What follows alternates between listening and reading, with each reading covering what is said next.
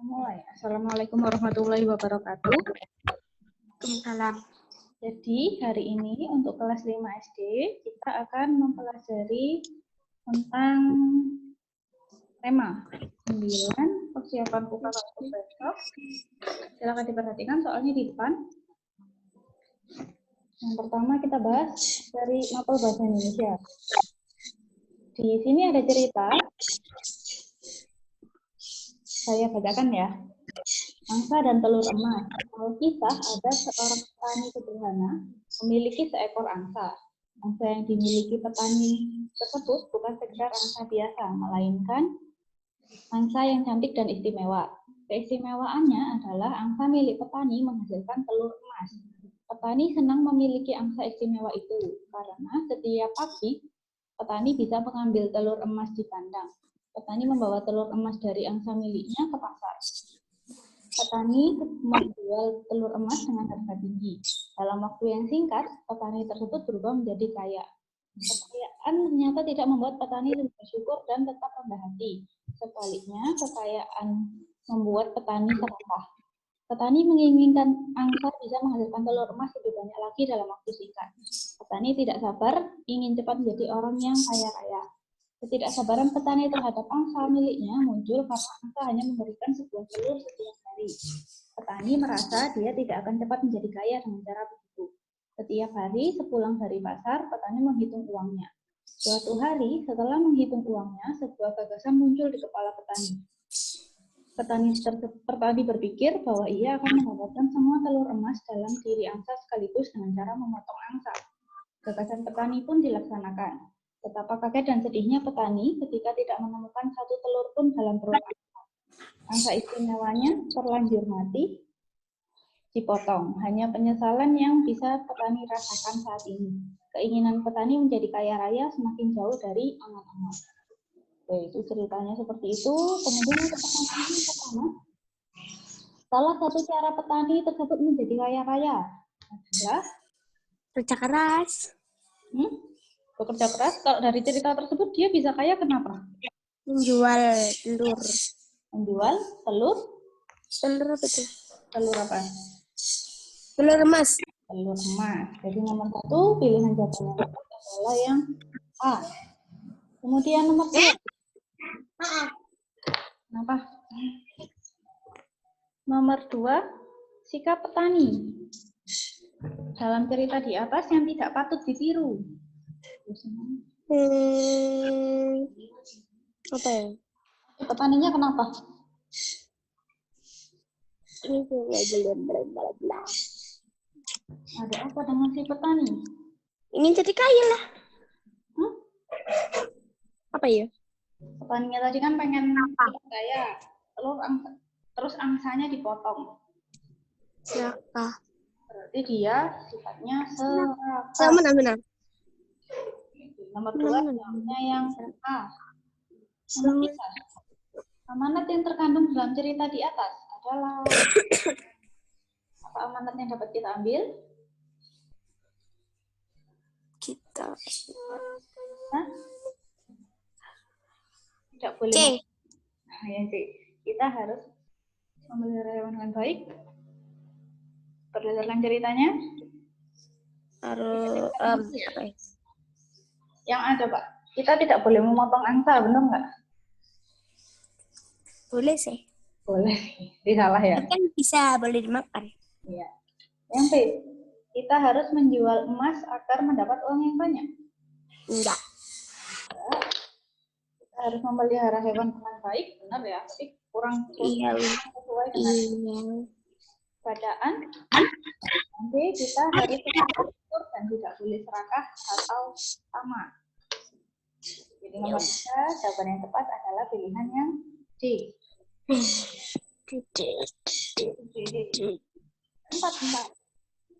Tulisannya kelihatan.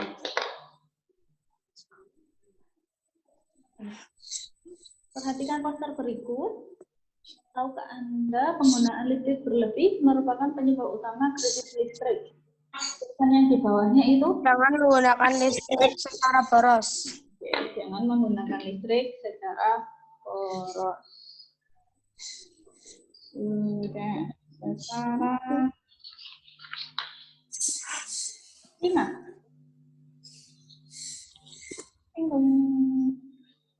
Keliling persegi panjang adalah 350 cm. Jika persegi panjang tersebut lebarnya 75 cm, maka berapa panjangnya? Hemat, guys. Iya, Apa ini tuh diapain? Hah? Diapain? Kelilingnya persegi rumusnya apa? Persegi panjang, keliling persegi panjang.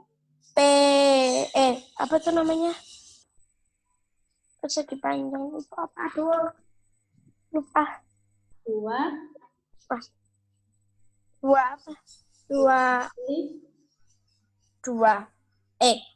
Kali P tambah L. Rumus ini ingat. Mana? Keliling persegi panjang. Kalau keliling persegi kan tinggal 4 kali sisi gitu ya. Ini 2 kali P tambah L. Oke, sekarang kelilingnya diketahui. P-nya berapa tuh? P-nya 75. 2 kali P-nya tahu, L-nya 75. Seperti ini. Iya. Kita mau cari P. 2-nya dipindah ke kiri. Kalau pindah ke kiri kan beda tanda. Di kanan dia jadi kali, kalau di kiri dia jadi bagi. Jadi nanti 350 kita bagi 2 itu sama dengan P ditambah 75. Berapa 350 dibagi 2? Bentar, hitung dulu. Silakan. 350 bagi 2.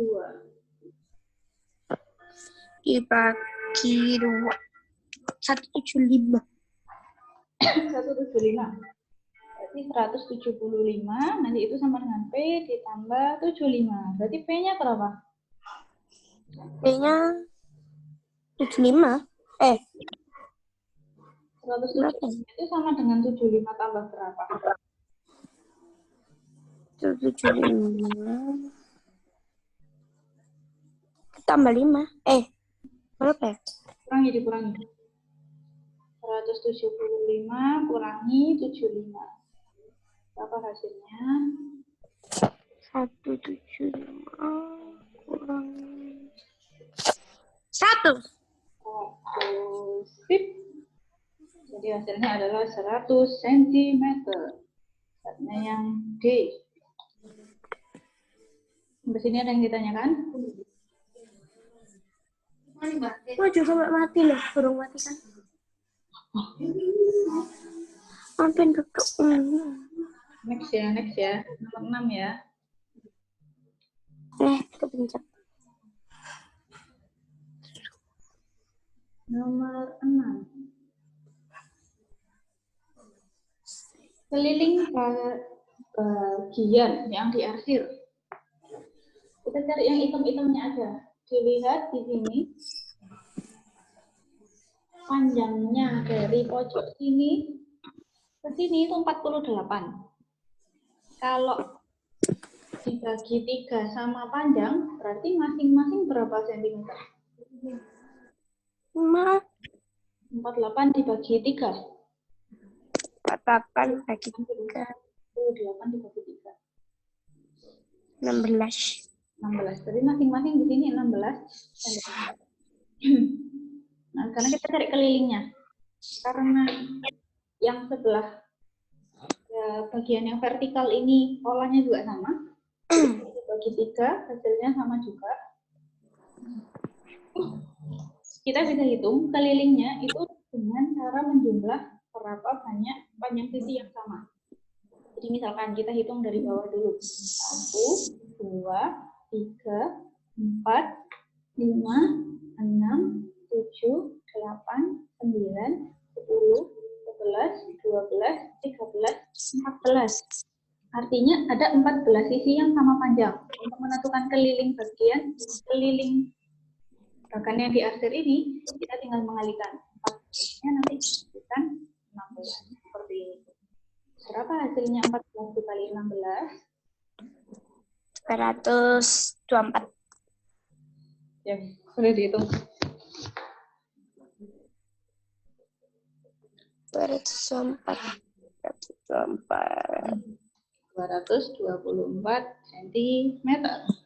Dijawabnya yang A. Nomor 7. Sebuah persegi panjang mempunyai lebar sepertiga kali panjangnya. Jika lebar persegi panjang tersebut adalah 90 cm, maka luas dari persegi panjang tersebut. Lebar itu sama dengan sepertiganya panjang.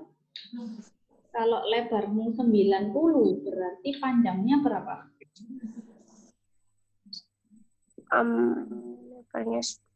Berarti kan 3 kali lebih besar. Tinggal kita kalikan. 90 dikali 3. Berapa 90 kali 3? 90 kali 3. Ya. 270. 270. Sudah ketemu panjangnya. Sekarang kita disuruh menentukan luas. Luasnya persegi panjang, rumusnya apa? Persegi panjang. Luas. Rumusnya panjang dikali lebar. Panjangnya 270, lebarnya 90. Nah, tinggal kita kalikan. 270 dikalikan 90.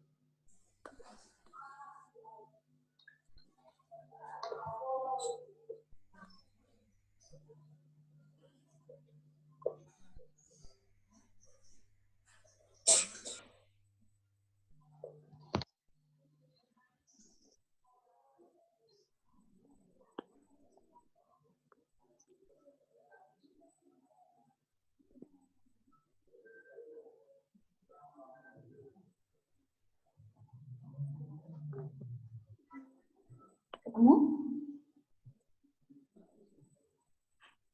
270 dikali 90. 7 kali 9 berapa?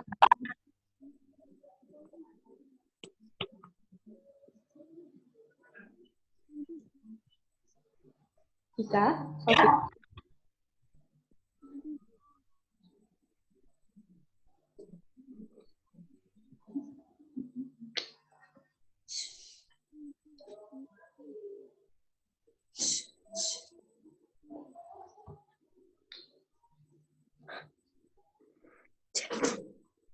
Ketemu, Rek? Hah? Ketemu? Kamu berapa? Nah, hitung bersama. Berapa? 270 Kali 9. 7 kali 9 berapa? 9. 2430. 24. Berarti 243, nolnya 2 kali. Ini ya.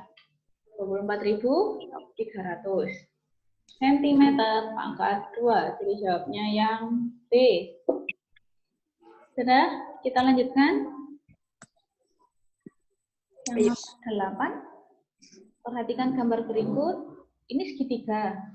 Diketahui panjang AB-nya 20 cm. Ini 20 cm. Panjang BD-nya 15. Panjang CD-nya 33. Disuruh menentukan luas segitiga ABCD. Jadi ABCD, sorry, ACD. Segini. Kita pakai rumus luas segitiga. Masih ingat luas segitiga rumusnya apa? Berapa ya? Apa ya? Setengah kali Kali alas kali lebar. tinggi. Lebar. Setengah kali alas kali tinggi. Nah, karena segitiganya bukan siku-siku, jadi alas yang dipakai itu adalah alas yang diminta. Misalkan ini kan panjangnya B sampai D, siku-siku sama AB. Nah, karena segitiganya kita segitiga tumpul, untuk menentukan luasnya, yang dipakai cukup panjang CD alasnya. Jadi tetap 33 Kemudian tingginya yang digunakan. Nah, kita tetap pakai 20. Jadi nggak perlu cari lagi. Di sini 20, jadi tingginya langsung kali 20. Ada yang bisa dicoret nggak ini?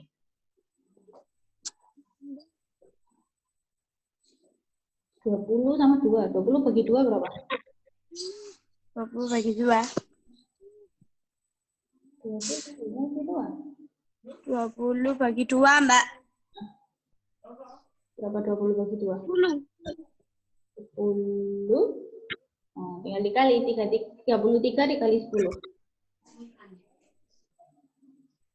Berapa 33 dikali 10? 33 dikali 10. 330. 10 cm pangkat 2. Sampai sini ada yang ditanyakan? Enggak. Ini si Tika kemana nih? Nggak ada suaranya. Tik, halo, halo. Halo. Tika cuma ikut aja tapi enggak jawab. Yang jawab aku. Iya, apa sih Tika ini? Tik, kok jawab Tik? Kan jawaban. UKK-nya online, Sof. Apa dikasih soal? Di kertas. Sofi? Apa? UKK-nya online, apa dikasih soal di kertas? Ini online. Oh, online. Cukup. Ya online. Tapi enggak jadi balik iki, ya, Po. Kenapa? Oh, ya wes. Kan sih suka les. Les ya? Kurang tahu, nanti tak tanyakan ke Pak Solih. Ini nak. Kamu ada soal sekarang? Ada. Ada. Maaf, Mbak.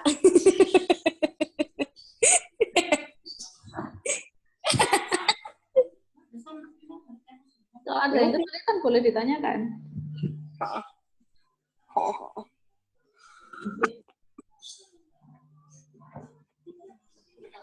Ayo.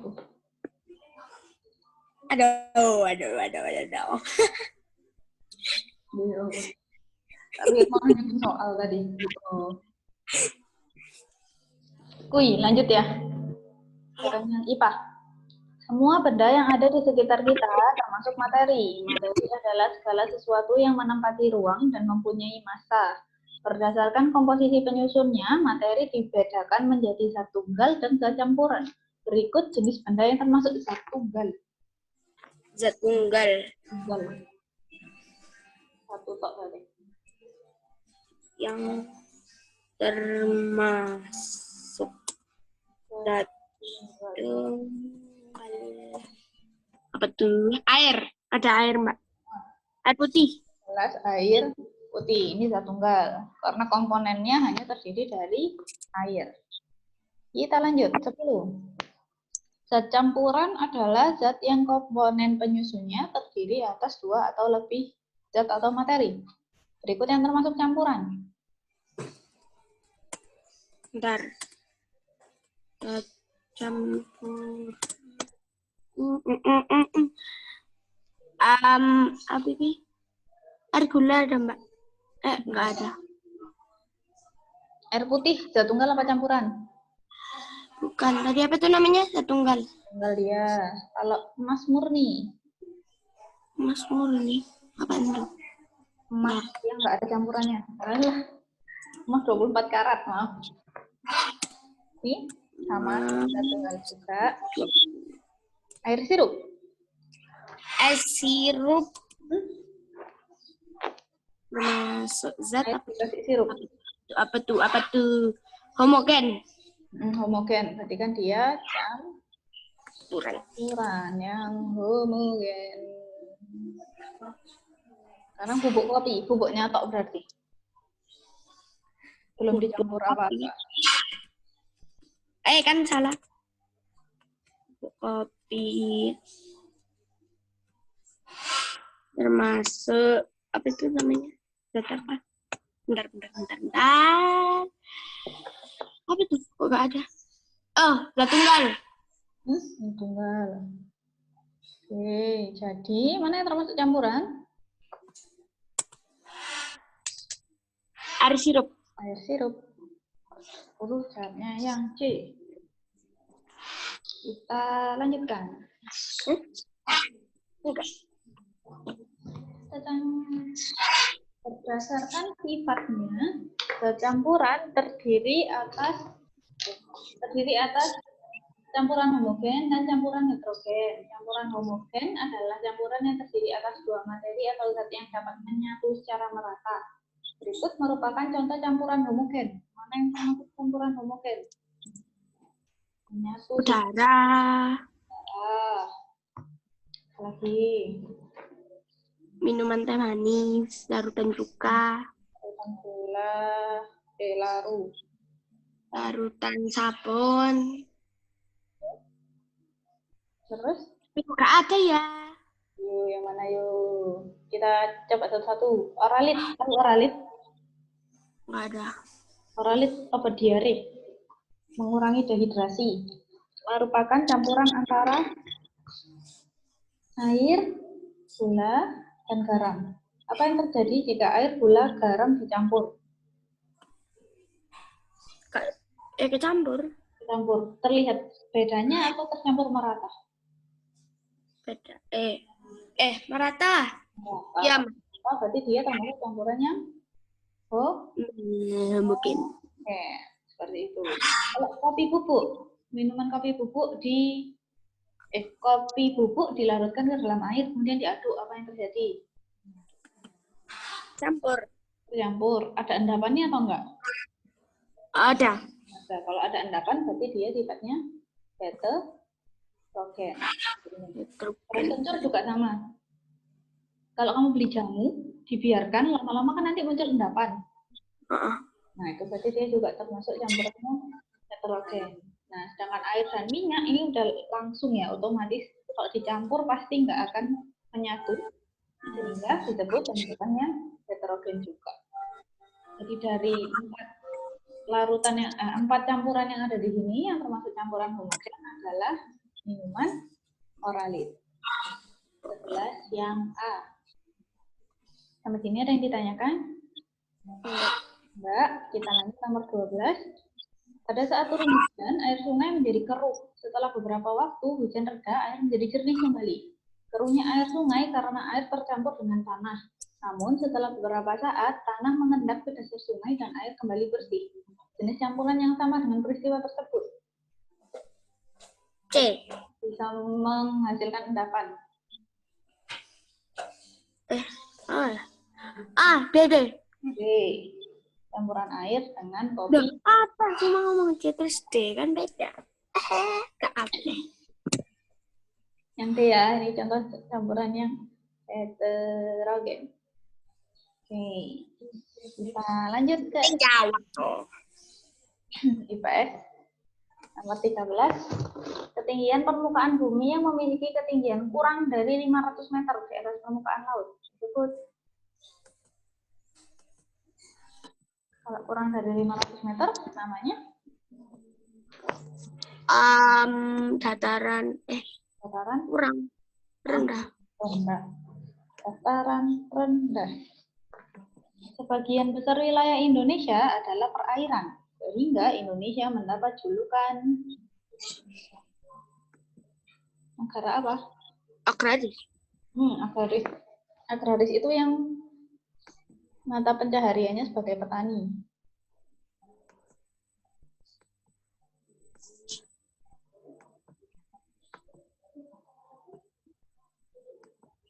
Ini yang kelautan maaf, yang banyak airnya.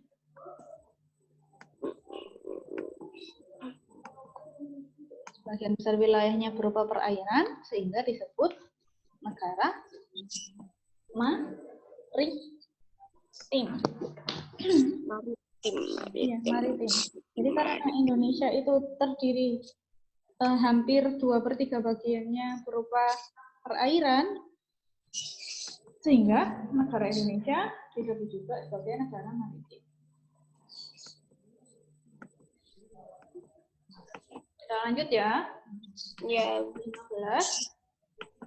Berikut ini merupakan bukti bahwa manusia ikut berperan dalam persebaran flora dan fauna di permukaan bumi, yaitu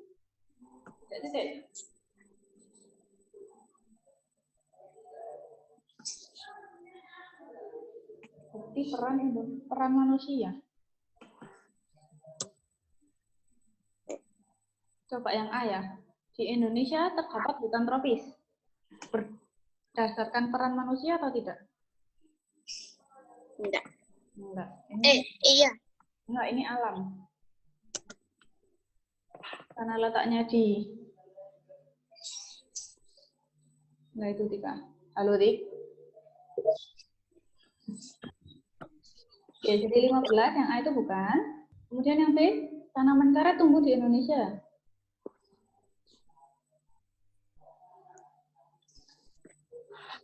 Halo.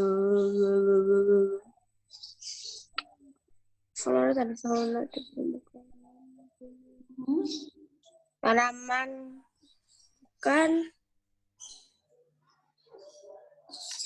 Pohon kelapa tumbuh di pantai Indonesia. Yang C, mangrove banyak terdapat di pantai timur Sumatera. no. Untuk nomor 15, jawaban yang tepat itu adalah yang B.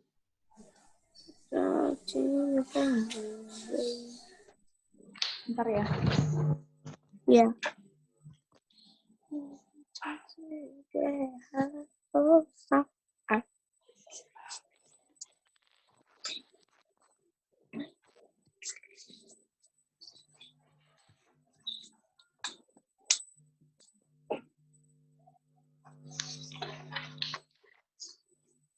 Lanjut. Nomor 16.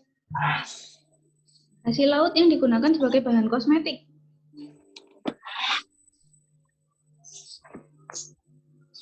Di antara 4 pilihan tersebut yang digunakan sebagai bahan kosmetik yang mana?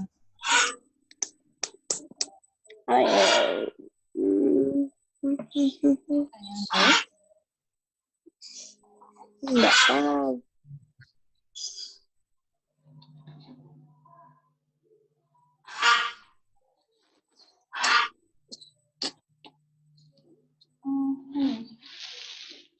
Mutiara bukan sih? Kan ya? Kurang tepat.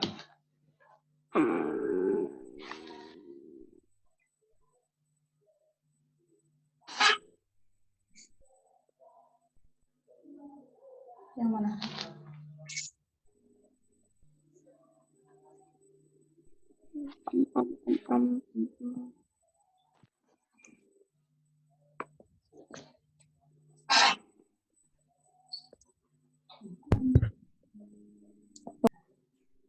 Untuk nomor 16, jawabannya yang tepat adalah yang A, rumput laut. Rumput laut ini yang dipakai nanti gelnya. Biasanya gelnya digunakan untuk beberapa kosmetik. Seperti itu. Kalau bakau biasanya digunakan sebagai apa, Rek? Tumbuhan. Bakau. Apa namanya? Apa? Allah kenali. Ya Allah. Bayu. Erosi. Salah bukan. Erosi di mana erosi? Enggak tahu. Aku pusing, Mbak. Kenapa? Erosi itu lapisan tanah di di lautan. Mbak. Dalam. Mbak. Dalam. Kenapa lu? Erosi itu pengikisan tanah di sungai. Kalau di laut namanya apa?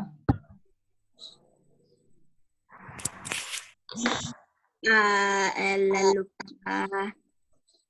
Temannya erosi. Temannya erosi, bukan emosi loh ya. Agresi. Agresi. Jadi bakau ini digunakan untuk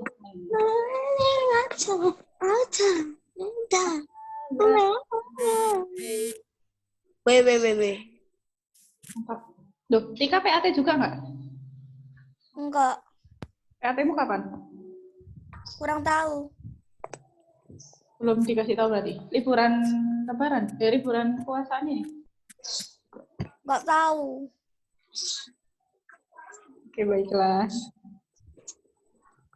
Lanjut 17 ya. Iya. Mbak, aku sombong, Mbak. Makanya ngerjakan soal nih biar nggak sombong. Nggak mau. Why? 17.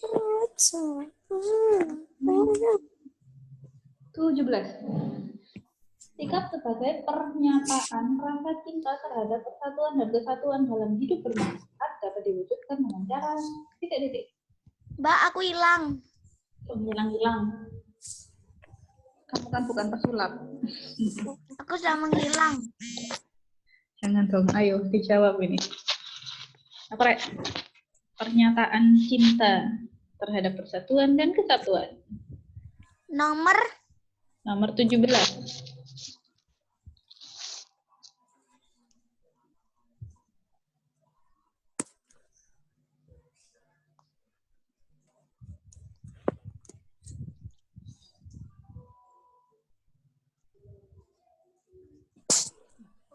Halo, saudara-saudara.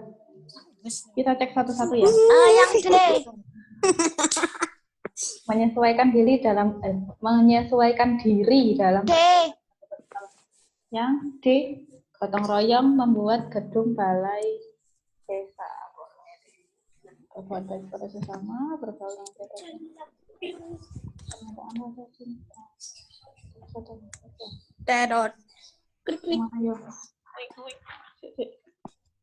menyesuaikan diri dalam pergaulan, bergaul dengan siapapun tanpa bisa, selalu berbuat baik kepada sesama, gotong royong membuat gedung balai desa. Dalam hidup bermasyarakat, ya benar. Gotong royong ya. Yeay. 18. Upaya Sampai membina nomor berapa, Mbak? 20. Hah? Sampai nomor 20. Aku. Tapi nanti khusus Tika tak tambahi soal matematika. Tidak. Tadi nggak jawab ya, Sof, ya? Sofi kan udah jawab dari tadi.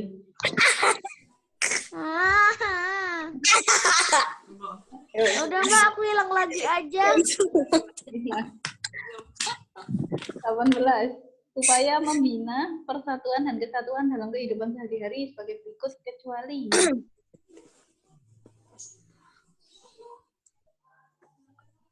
Hari-hari sebagai berikut kecuali apa tuh? Upaya.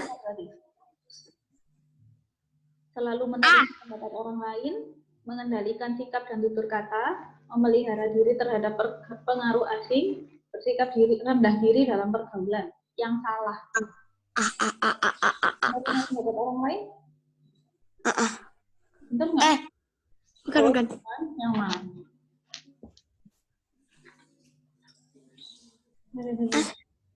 Iya. Mana yang benar? Yang C. C. Memelihara diri terhadap pengaruh asing. Benar dong? B. C. Diurut kamu. Ini loh, rendah diri. Tahu? B. Mengendalikan yang ini benar. Benar. Udah D aja. Ya, emang di jawabannya. Rendah diri itu merendah. Minder gitu loh. Seperti itu. Jadi kita tidak boleh rendah diri. Rendah hati boleh, tapi tidak boleh rendah diri. Kita lanjut nomor 19. Mbak, aku ngilang lagi ya. Kan, kamu akan main matematika loh, Ndor. 19. Berikut tindakan yang termasuk melestarikan persatuan dan kesatuan kecuali menjaga, mempertahankan, Merusak. Sikap persatuan dan kesatuan di sekolah yaitu B. B, Mbak. C. B. Ayo B. Sekolah Sofi. Tamat. Enggak, ya udah. Ada satu lagi guys. Tapi aku mengerjakan sendiri aja lah, gak apa-apa. Oke, sekian pertemuan hari ini. Saya akhiri. Assalamualaikum. Yang wabarakatuh. What's up?